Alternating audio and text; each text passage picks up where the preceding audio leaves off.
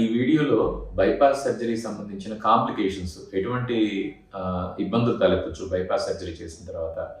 మునుపటి వీడియోలో bypass surgery ఎందుకు చేస్తారు, బైపాస్ సర్జరీ చేసేటప్పుడు వాడే రక్తనాళాలేంటి, బైపాస్ సర్జరీ చేసే సందర్భాలేంటి అనేది మనం విస్తృతంగా చర్చించుకున్నాం. ఇప్పుడు ఈ వీడియోలో బైపాస్ సర్జరీ చేసిన తర్వాత తలెత్తగలిగే దుష్పరిణామాలు, ఏదైనా ఇబ్బందులు ఎలా ఉంటాయి. ఇందాక డిస్కస్ చేసుకున్నట్టుగా ప్రధానంగా షుగర్ వ్యాధిగ్రస్తులు, 3 రక్తనాళాల బ్లాక్స్ ఉన్నవాళ్ళు, హార్ట్కి సంబంధించిన పంపింగ్ కెపాసిటీ తగ్గిన వాళ్ళు, అంటే ఎజెక్షన్ ఫ్రాక్షన్ తగ్గిన వాళ్ళలో మెయిన్గా ఈ 3 మిక్స్ అయిన ఉన్న కేటగిరీల్లోనే సాధారణంగా బైపాస్ సర్జరీ చెప్పడం జరుగుతుంది. చాలా అరుదుగా షుగర్ వ్యాధి లేని వాళ్ళకి బైపాస్ సర్జరీ చేస్తుంటాం. ఎందుకంటే షుగర్ వ్యాధిగ్రస్తులు 3 రక్తనాళాల బ్లాక్స్ ఉండే పర్సంటేజ్ అనేది ఎక్కువ కాబట్టి సాధారణంగా మనం బైపాస్ సర్జరీ చెప్పేది వాళ్ళకే చెప్తుంటాం. కానీ ఇదే షుగర్ వ్యాధిగ్రస్తుల్లో వూండ్ హీలింగ్ అంటే ఒక బ్లాకేజ్ అనేది, ప్రధానంగా డయాబెటిక్ పేషెంట్స్లో 3 రక్తనాళాల బ్లాక్స్ వచ్చే అవకాశం ఎక్కువ కాబట్టి సాధారణంగా ఇటువంటి కేటగిరీలోనే బైపాస్ సర్జరీ చెప్తూ ఉంటాము. అయితే బైపాస్ సర్జరీ అనేది మీకు తెలుసు కదా, మధ్యలో కోత పెట్టడం ఇవన్నీ ఉంటుంది కాబట్టి పెద్ద వూండ్, ఇది ఒక పెద్ద గాయం. మామూలుగానే షుగర్ పేషెంట్లో గాయాలు అనేవి హీల్ అయ్యే కెపాసిటీ తక్కువ ఉంటుంది వాళ్ళకి. సో అందువల్ల హీలింగ్ సంబంధించిన ప్రాబ్లమ్స్ అనేవి తలెత్తే అవకాశం ఉంటుంది. తర్వాత ఇందాక చెప్పుకున్నట్టుగా ఛాతీ లోపల ఇంటర్నల్ మెమరీ ఆర్టరీ అనేది యూజ్ చేస్తుంటాం గ్రాఫ్ట్లో. ఒకటి రైట్ సైడ్ ఉంటుంది, ఒకటి లెఫ్ట్ సైడ్ ఉంటుంది. మన లెఫ్ట్ ఇంటర్నల్ మెమరీ ఆర్టరీ సాధారణంగా వాడుతుంటాం. చాలా అరుదుగా రైట్ ఇంటర్నల్ మెమరీ ఆర్టరీ కూడా వాడుతుంటారు సర్జన్స్. ఇటువంటివి ఏమైనా జరిగితే వూండ్ హీలింగ్ అనేది బాగా ఎఫెక్ట్ అయ్యే అవకాశం ఉంటుంది. ఒకటి లెఫ్ట్ ఇంటర్నల్ మెమరీ ఆర్టరీ వాడినా కూడా రైట్ ఇంటర్నల్ మెమరీ ఆర్టరీ ఒకవేళ కనుక బాగా జబ్బుపడి ఉంటే ఈ మధ్య ఎముక సంబంధించిన ఆ గాయం మానడంలో ఒక ఇబ్బంది తలెత్తే అవకాశాలు ఉంటుంది. తర్వాత కాళ్ళు రక్తనాళాల నుంచి తీసి వీన్స్ నుంచి తీసి గ్రాఫ్ట్ చేస్తారని ఇందాక చెప్పుకున్నాం. సో ఈ కాలి రక్తనాళాలు తీసిన లొకేషన్స్లో ఏదైనా ఇన్ఫెక్షన్ వచ్చినా చేసినా కూడా ఒక్కోసారి హీల్ అవ్వడంలో ఇబ్బందులు తలెత్తచ్చు. తర్వాత బైపాస్ అయిపోయిన తర్వాత మేము శ్వాస బాగా తీసుకోండి అని ఎంకరేజ్ చేయడానికి స్పైరోమెట్రీ లాంటివి చేయిస్తుంటాం. ఎందుకు అంటే మామూలుగా ఉన్న మనిషి గాలి తీసుకోవడంలో ఎటువంటి ఇబ్బంది ఉండదు. బైపాస్ సర్జరీలో మధ్యలో కోత పెట్టి ఎముక అనేది కట్ అవుతుంది కాబట్టి గాలి తీసుకునే సమయంలో చాలా ఇబ్బంది ఎదుర్కొంటారు. ఇది సర్వసాధారణం. ఎవరెవరైతే కొంచెం ఓర్పు సహనంగా ఉంటారో వాళ్ళు గాలి బాగా తీసుకుని కోఆపరేట్ చేస్తారు. ఓర్పు సహనం తక్కువ ఉన్న వాళ్ళు, కొంచెం గాయానికి కూడా ఈజీగా సెన్సిటివ్గా ఉండే వ్యక్తులు గాలి తీసుకోవడంలో ఇబ్బంది పడతారు.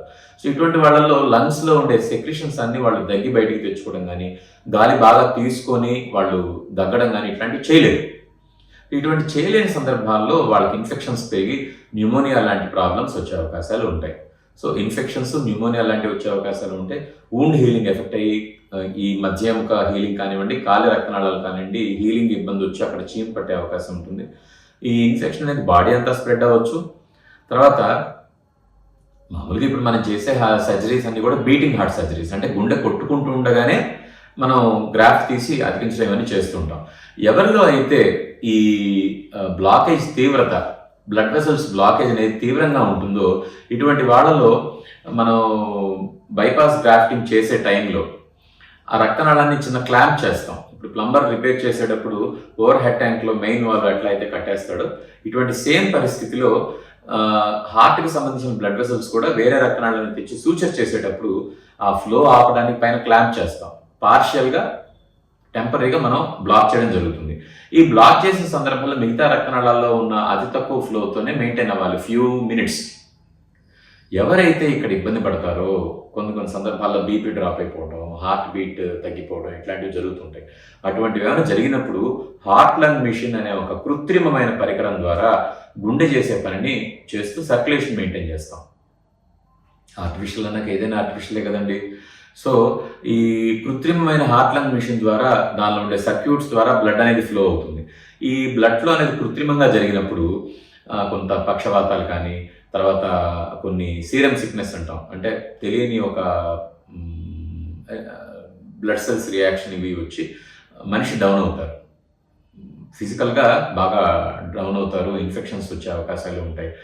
సో ఇటువంటివి జరిగే అవకాశాలు హార్ట్ లంగ్ మిషన్ మీద తీసుకెళ్ళినప్పుడు ఎక్కువగా ఉంటాయి.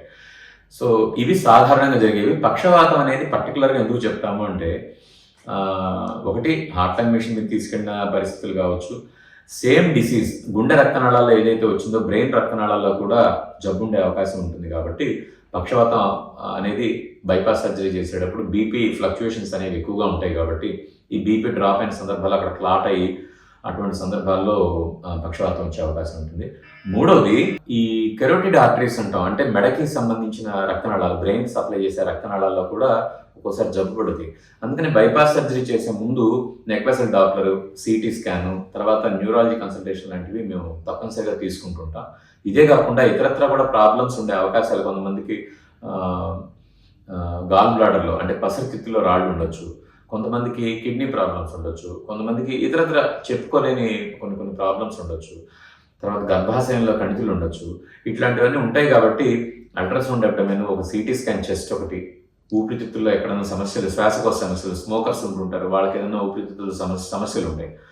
సో ఇటువంటివి మనం తలెత్తకుండా ఉండడానికి, సర్జరీ తర్వాత కాంప్లికేషన్స్ రాకుండా ఉండడానికి మేము సాధారణంగా ఆపరేషన్ ముందే న్యూరాలజీ కన్సల్టేషన్ ఒకటి, చెస్ట్ ఫిజిషియన్ కన్సల్టేషను, తర్వాత ultrasound abdomen, CT scan chest, CT scan brain లాంటివి ఒక బేసిక్ పరీక్షలో ఒక రౌండ్ చేసి ఉంచుతాం.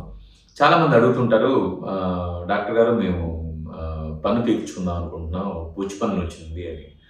సో ఇటువంటివి ప్రాబ్లమ్స్ అనేవి చాలా ఇబ్బందికరమైన ప్రాబ్లమ్స్. కాబట్టి పుప్పి పన్ను పీకాలన్నా కూడా రక్తస్రావం కాకుండా ఉంటే బెటర్గా ఉంటుంది. కాబట్టి ముందే డెంటల్ కన్సల్టేషన్ కూడా తీసుకుంటుంటాం. ఇవి క్లుప్తంగా బైపాస్ సర్జరీ తర్వాత జరిగే కాంప్లికేషన్స్, తర్వాత బైపాస్ సర్జరీ చేసే ముందు మేము తీసుకునే జాగ్రత్తలు, పరీక్షలు ఈ రకంగా ఉంటాయి. ఇవి చెన్ని చేయడం వల్ల బైపాస్ సర్జరీ తర్వాత వచ్చే దుష్పరిణామాలు చాలా వరకు నివారించవచ్చు. ఎంత జాగ్రత్తలు తీసుకున్నా కూడా మనం చేసే ప్రయత్నానికి డివైన్ సపోర్ట్ అవసరం, భగవంతుడి సపోర్ట్ అవసరం, భగవంతుడి ఆశీర్వాదం అవసరం. కాబట్టి అన్ని సందర్భాల్లో మనం ఖచ్చితంగా బయటపడతాం అనే హామీ ఎవరు ఇవ్వలేరు. నేను చాలా సాధారణంగా కంపేర్ చేస్తూ ఉంటాను, డ్రైవర్ ఎంత మంచి ఎక్స్పీరియన్స్ డ్రైవర్ అయినా ఎదురొచ్చేవాడిని మనం కంట్రోల్ చేయలేమని. సో మనం జాగ్రత్తగా వెళ్తే సరిపోదు. ఆ జరిగే పరిణామాలు ఒక్కోసారి తీవ్రంగా ఉన్నప్పుడు ఎంత జాగ్రత్తగా చేసినా కూడా ఒక్కోసారి అనుకునే ప్రాబ్లమ్స్ వచ్చి పేషెంట్లు చనిపోవడం లాంటివి అరుదుగా జరుగుతుంటాయి. కామన్గా అయితే జరగవు, కానీ అరుదుగా జరుగుతుంటాయి. ఇవి 100% ఆపాలి అంటే మానవుల వల్ల సాధ్యమయ్యే పని కాదు. మేము ఎంత కష్టపడ్డా కూడా మేము మనుషులమే కాబట్టి అన్ని సందర్భాల్లో ఇవి ఆపలేకపోవచ్చు. Thank you.